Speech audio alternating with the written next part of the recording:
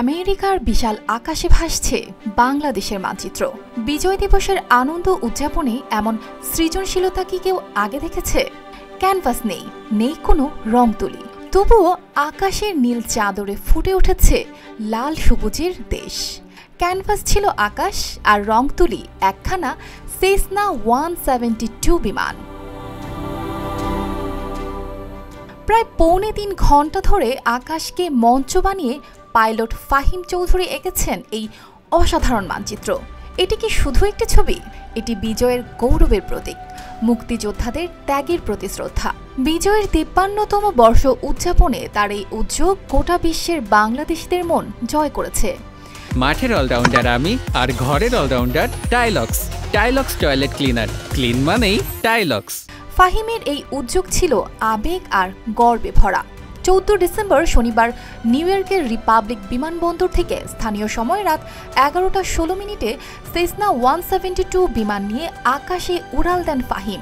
প্রায় 2 ঘন্টা 38 মিনিট ধরে মাঝ আকাশে উড়ে তিনি সম্পূর্ণ মানচিত্রটি তৈরি করেন।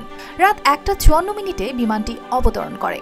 ফ্লাইট রাডারের মাধ্যমে তৈরি করা এই ম্যাপটি সোশ্যাল মিডিয়ায় ছড়িয়ে পড়তেই সাড়া ফেলে দেয়। বাংলাদেশ সহ বিশ্বের নানা প্রান্ত থেকে তাকে প্রশংসায় ভরিয়ে দেন সবাই। ফাহিম জানিয়েছেন, বাংলাদেশের স্বাধীনতার 53 বছর পূর্তি উপলক্ষে একটি বিশেষ কাজ করার ইচ্ছে থেকেই এই মানচিত্র আঁকার পরিকল্পনা করেন তিনি। ফ্লাইট রাডারের মাধ্যমে বিভিন্ন ধরনের সৃজনশীল জিনিস আঁকার ধারণা থেকেই তিনি অনুপ্রাণিত হন। তিনি বলেন, আমাদের দেশের ইতিহাস সংগ্রামের, ত্যাগের। তাই আমি এই মানচিত্র তৈরি করে মুক্তিযোদ্ধাদের প্রতি শ্রদ্ধা জানাতে চেয়েছি। এটি আমার দেশপ্রেম ও তাদের আত্মত্যাগের প্রতি ভালোবাসার প্রতীক। ফাহিমের এই যাত্রায় তার পাশে ছিলেন বন্ধু আসাদ আব্দুল্লাহ। পুরো সময় তিনি ফাহিমকে সহযোগিতা করেছেন। ফাহিমের মতে এই কাজটি ছিল এক নতুন অভিজ্ঞতা, যা তার জীবনের অন্যতম স্মরণীয় মুহূর্ত। ফাহিম আরও জানায়, মানচিত্র তৈরি করার সময় তিনি গভীর আবেগে ভেসে যান। তিনি বলেন, আমাদের মুক্তিযুদ্ধের ত্যাগ ও সংগ্রামের কথা মনে পড়লে দেশের প্রতি ভালোবাসা আরও গভীর হয়। শহীদ মুক্তিযোদ্ধাদের প্রতি শ্রদ্ধা জানাতে পারা আমার জন্য বড় প্রাপ্তি। ফাহিম বাংলাদেশের গ্যালাক্সি ফ্লাইং একাডেমি থেকে প্রাইভেট পাইলট লাইসেন্স অর্জন করেছেন।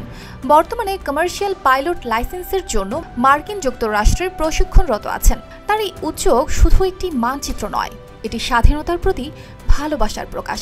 এটি প্রমাণ করে যে দেশপ্রেমের জন্য কখনো কোনো সীমা থাকে না।